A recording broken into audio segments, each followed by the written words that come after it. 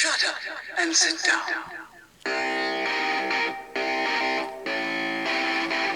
Good evening, everyone. Welcome back once again to Vicious Rants. And of course, I am your host, Mr. Main Event himself, the often imitated, never duplicated Superstar Team Vicious. And we're going to go over Raw this week. Was in Calgary, Alberta, Canada. Now, before we do, first and foremost, do want to remind everyone, we are a WWE Shop affiliate. So what that means is, if you are watching this on the Main Event Wrestling Network YouTube page, all you gotta do, scan that QR code right there. Wade, you better have put that QR code up, and I better not be pointing at nothing inappropriate.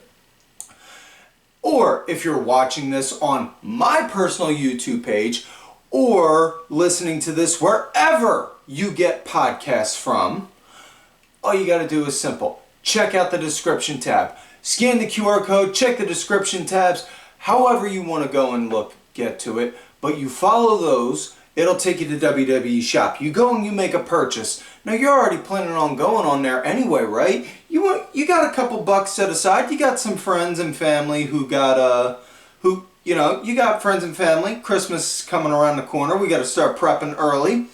You got Halloween stuff. You may have little kids, cousins, nephews, nieces that may want to dress up like one of their favorite WWE wrestlers. So, you're going to get something from there on that, right? Easy enough. Click that link, make that purchase, and when you do, we here at the Vicious Studios wind up receiving a small nominal commission, which helps us in the long run, in which we can then use that to make this show bigger and better for you. So, like I always say, you guys help us, we in turn help you in any and all types of ways.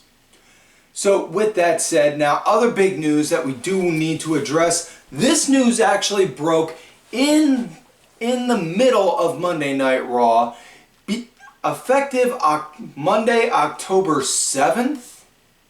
Monday Night Raw, from that time, October 7th, until their final Raw on USA, Monday Night Raw is going to be transitioning back to 2 hours. So, that's a pretty big deal, and I know there's a lot, and I mean a lot of people. It's the very loud minority that goes and screams and yells, "Oh, the 3-hour show sucks, it's this, it's that, blah, blah, blah, blah, blah, blah, blah, blah, blah." And then you also have a very loud minority that's very pro 3 hours because they say, well, having 3 hours you can do this and this and this and this, blah, blah, blah, blah, blah, blah, blah, blah, blah. I'm kind of like Sweden, and I'm in the middle when it comes to the 3-hour concept, because I see the good and I see the bad, and it depends on how tired I am, and if I got enough sleep the night before, on how I feel about 3 hour. Easy for me to say, a 3-hour Monday Night Raw. So yeah, I don't know if that means that Netflix is going to transition into 2 hours. I don't know if Netflix is going to be 2 hours or 3 hours. But I'm curious. This is raising more questions than answers in my book, and I love when it gets to that point, because then I'm just like, okay, you've piqued my interest.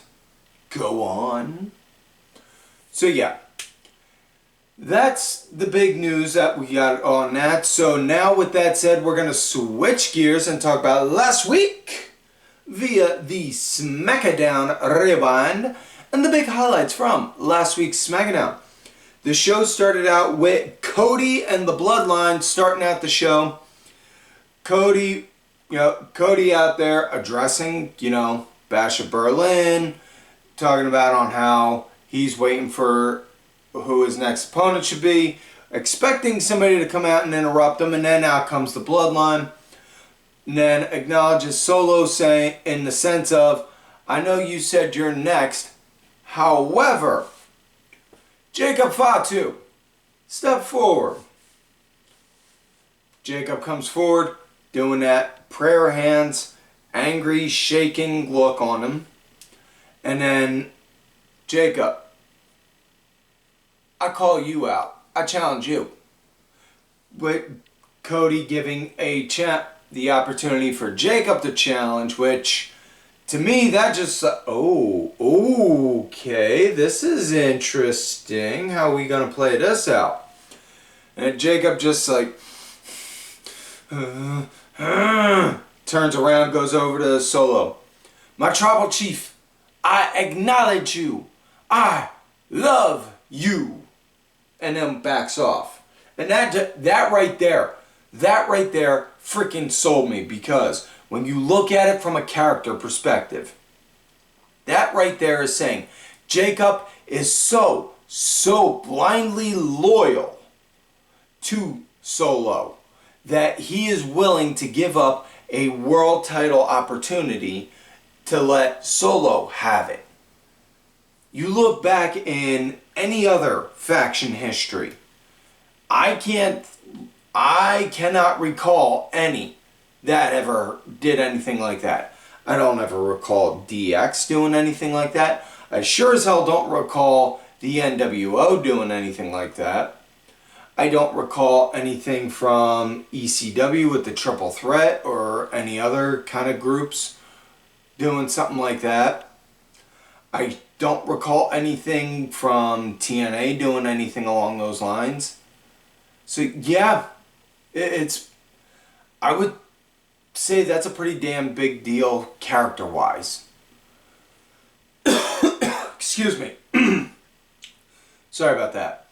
But after that, Solo pretty much again saying, I got next. And then the rest of the bloodline gets in. Cody takes off his suit jacket. Looks like he knows what's about to go down. It's a 4-on-1 beatdown. And he's just like, alright, it has this look like, alright, if I'm going to get my ass whooped, I'm taking some of y'all with me. And then out come the Prophets and DIY, chairs in hand. Nick Aldis springs up out of nowhere, like using Undertaker magic powers. Whoa, gentlemen. Before this gets out of hand, there's an easier way to settle this. Cody, Solo, you two are going to compete next week on the SmackDown season premiere on USA, which, on a side note, as much as people can say whatever they want about WWE, whether to a point or to come off like you just got a raging hate boner, say what you want about them, but man, they really do know on how to do some pretty badass premiere episodes. But all this then saying, instead of you two next week on the USA SmackDown season premiere, and it's going to be in a solid steel cage match, which means no one in or out. So yeah. Now with that said, the other highlights from SmackDown, we had BBL Bayley going against Tiffany Stratton. Good match. I thought it was decent. Bayley got the win thanks to Nia, because Nia wound up confronting Tiffany earlier about with the look on her face from the week beforehand, talking about on how looked like you were going to cash in on me. You weren't, were you? No. It was just meant to throw her off. But you wouldn't mind coming out to give me a hand, would you? No, Nia, I'll give you the same kind of help you gave me.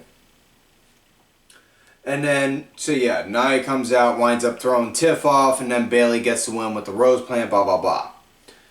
So then we wind up getting Giovanni Vinci going against Apollo Crews, and this is Gio's big debut. They hyped him up for a couple weeks now. The vignettes, the hype, the glitz, the glamour. You see him coming down looking oh so proud. That smug Italian pride. That I'ma make your mama call me daddy strut. And then just, he gets in the ring. It's my time, people. goes, unzips the tracksuit, goes to take it off, and it's just like, yep. Apparently my arms are so big I can't fit them through the sleeves on this tracksuit to take them off. And then he's struggling to take off the sleeves for his jacket, and as he's doing that, Cruz is just like, yeah, fuck this shit. Boom! Rolls him up for a quick schoolboy roll up, 1, 2, 3. Apollo Crews gets the win. Gio's in shock like, what? No! I seen my Twitter timeline blew up with, oh my god, I can't believe they did that. They're burying him, blah, blah, blah, blah, blah. Guys, they are not. That was the whole reason for the debut. Make him out to look like God's gift to pro wrestling.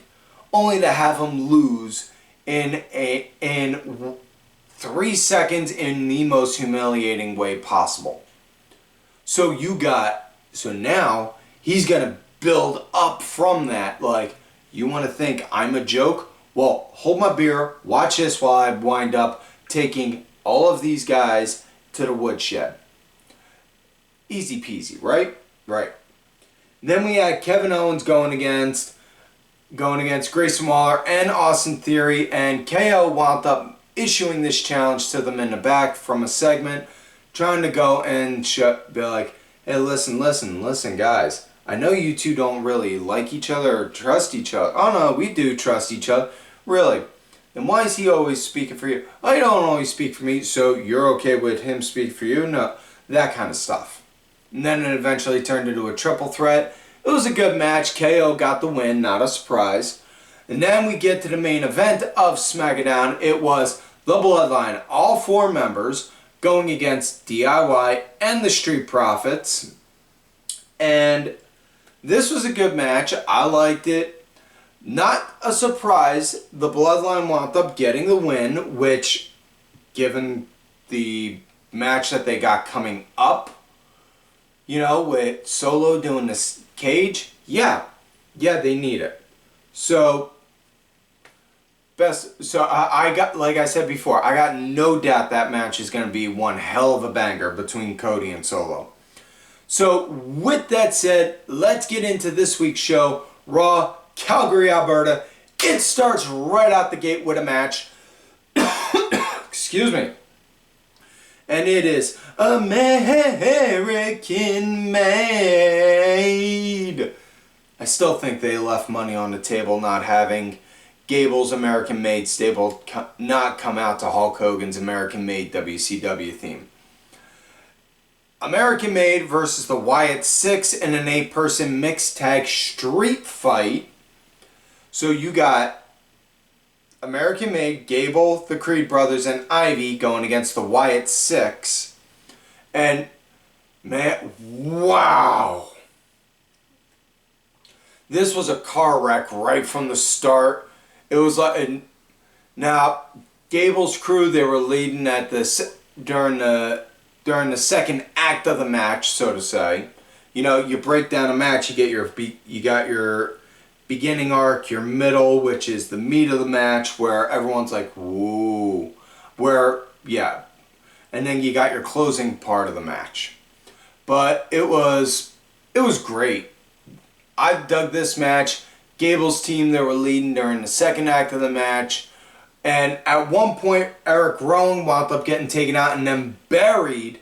Had a whole ton of debris buried on top of him. Broken tables, chairs, all that good stuff.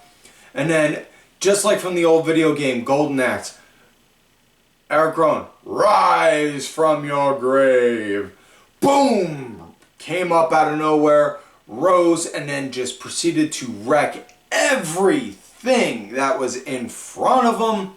Helped wreck house, destroy everything. And my biggest takeaway from this match, more than anything, was on how Uncle Howdy just sat in his rocker the whole time watching, rocking in his chair, all while his boys and Abby wound up going to town wound up taking on everyone.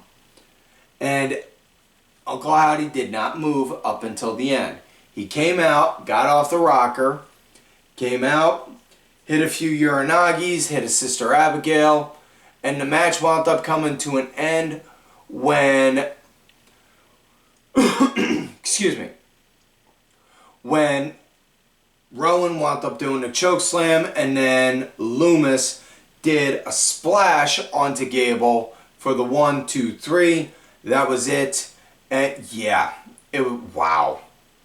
Also, should note that the first hour of Raw was all commercial free, so it was nice to see they actually had the little picture-in-picture stills. So it was different, but it was a good kind of different because you don't typically see the PIPs on Monday night. But next up, we have women's tag action. Isla Dunne and Alba Fyre going against Jade and Bianca. Yeah. And the match, it had a nice good pace to it. I dug it. Jade was surprisingly the punching bag for her team in this match, which threw me off because I'm not used to seeing Jade being the punching bag and then having to get put on the ass end of the ass whooping. It's normally Bianca's job, but it was, again, good different. Jade wound up being it, and I think that also helps her with her in-ring work in the long run. But she wound up doing that. Then Bianca got the hot tag in, they started cleaning up. And then Bianca wound up being the punching bag for a bit. Jade got tagged in, but it wasn't a hot tag though.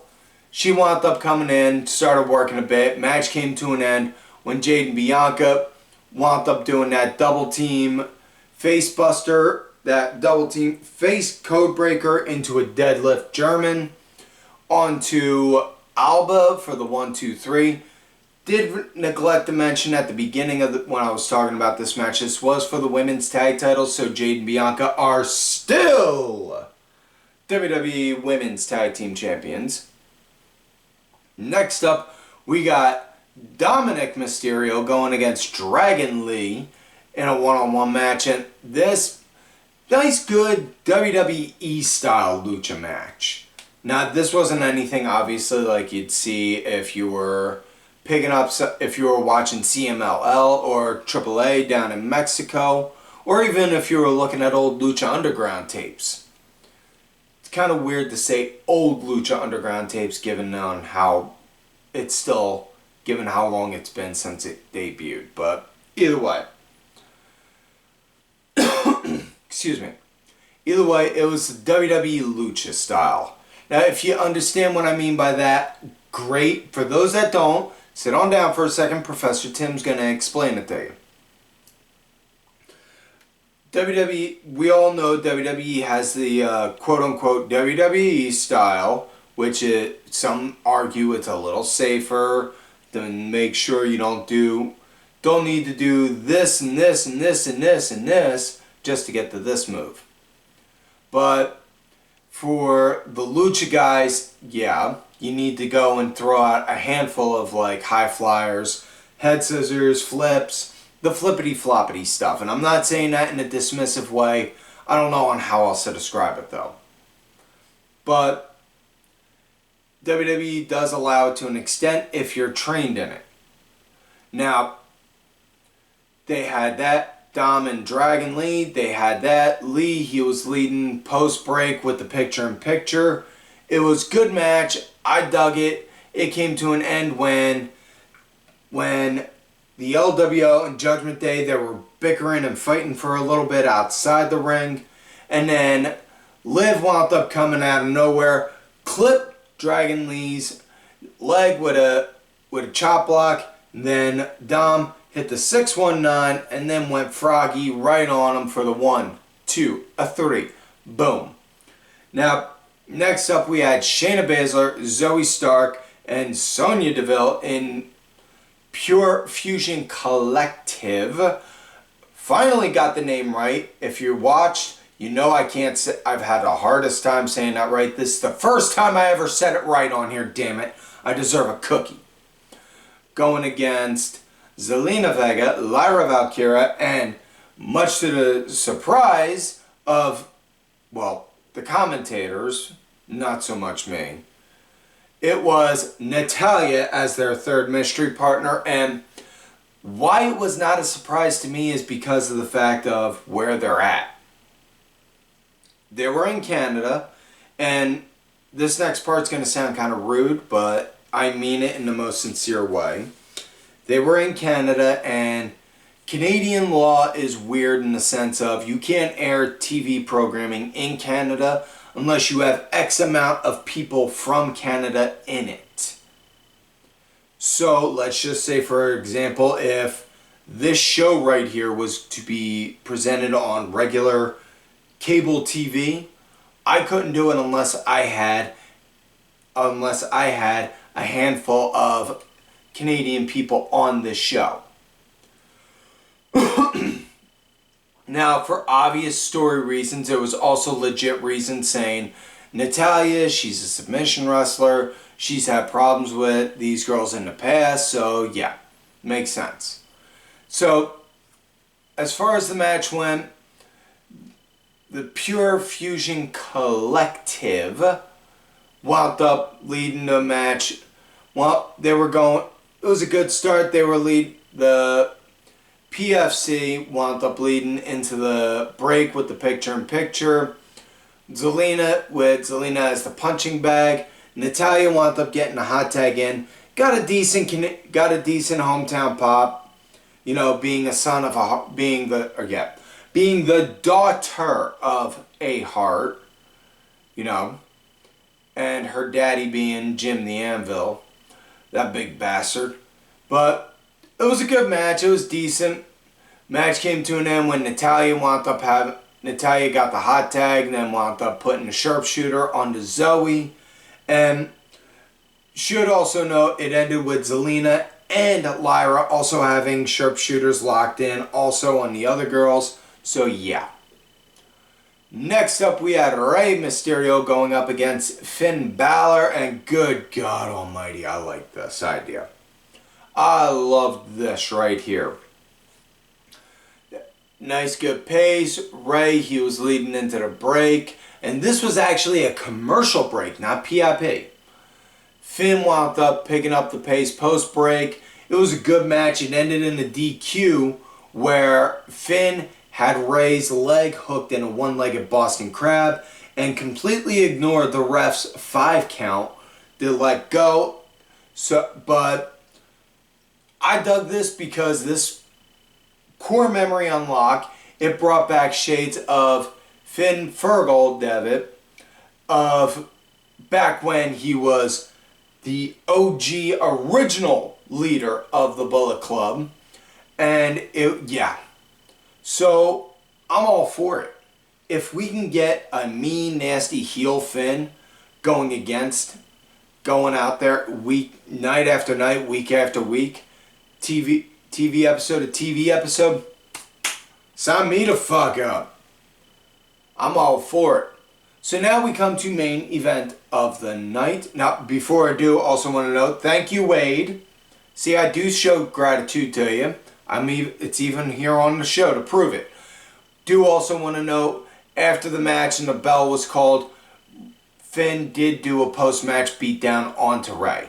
So now we come to the main event of the night. Fatal 4-Way to determine the next number 1 contender for Braun Breaker's Intercontinental Championship.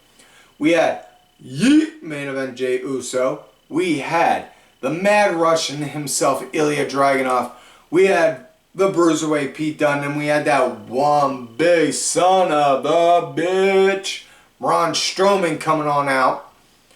And this, nice good solid start. Everyone looking to go and everyone getting to shine. It's a fatal 4-way, which means no DQs. So much to no surprise, it's going to be a car wreck. There's going to be mayhem going on around. It was a good match. I liked it. Excuse me.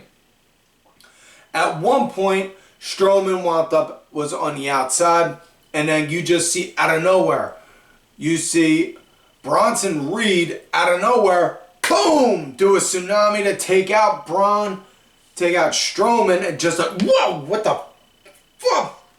How could a guy that quick just pop up out of nowhere? Wow. Just wow. Oof. Creepy. But either way, Storwman was out, which then led to Jay, Ilja, and Pete getting to pretty much have it be a triple threat. So they all wound up shining. They all did great. Excuse me. Match came to an end when Ilja wound up doing the H-bomb onto Dunne. And then as the refs count 1, 2, super kick right to Jay. Super kick from Jay onto Pete Dunne. Takes him off. And then goes up. Does the Big Uso splash.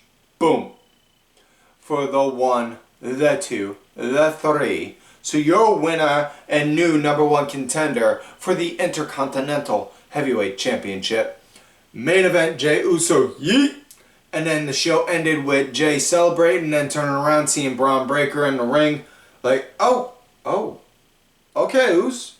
I see you. Alright, yeah, that title looks nice, right? Yeah, it's going to be mine soon. Just wait. So, with that said, folks, that is it for this week's show. If you're watching this on YouTube, subscribe to the channel, whether you're watching this on the Main Event Network or my own personal YouTube page. Subscribe. In fact, why not subscribe to both channels? Because here's the thing.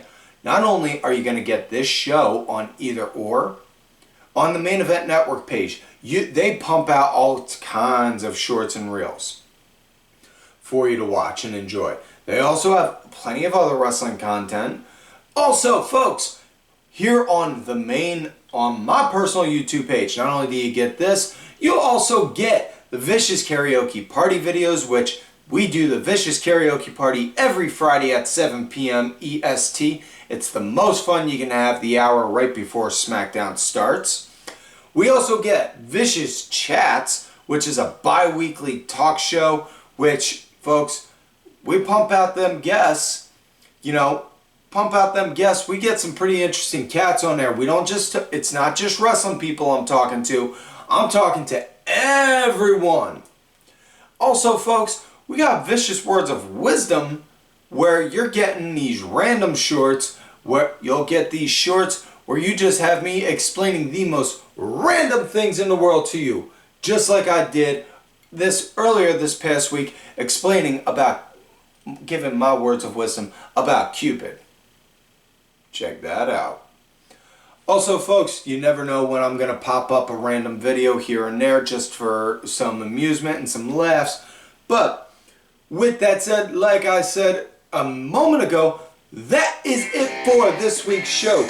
So make sure you like the video, subscribe to whatever channel you're listening to this on, and share this out with everyone. If you're listening to this on audio form, give us a follow, leave a 5-star review wherever you get your podcast from.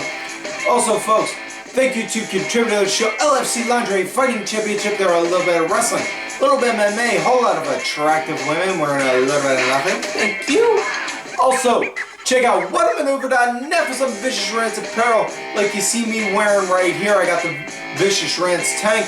We also have t-shirts, long sleeves, women's tees, baby onesies, and toddler tees for those that have small chitlins. Don't forget to follow these cool ass cats already on the Twitter, DSB_IV, main event _net, the Main Event Wrestling Network Twitter account. Sergeant Curry Pants, 3 Count Thursday, DDryer1986. I am on Twitter at Tim Vicious as well. And folks, like I always tell you, you love me great, you hate me.